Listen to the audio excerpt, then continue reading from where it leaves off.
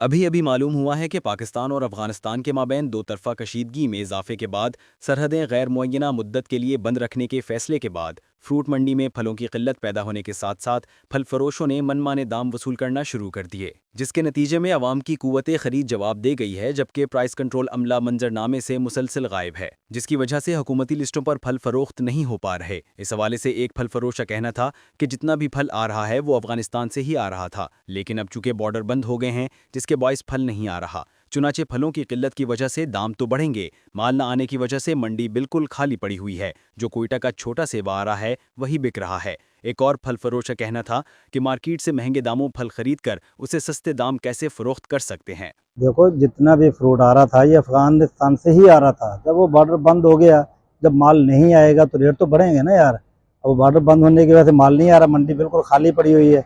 जो कोयटे का छोटा मोटा सेब आ रहा है वो वही बिक रहा है, बाकी माल नहीं है मंडी में माल शार्ट है। ये अब मंडी के अंदर बिक रहा है 120 रुपए 110 रुपए किलो, ठीक है। इधर रेट लिस्ट में रेट देते हैं 100 रुपए किलो, किराए भाड़े करते सब मामलात हैं इसके अंदर। फिर शाम को 200 रुपए 250 रुपए भीड़ है, खाने की बैटरी खर्चे हर चीज 150 रुपए हमें पड़ रहा है। क्या रेट बेचेंगे हम इसको? 200 ही बेचेंगे ना।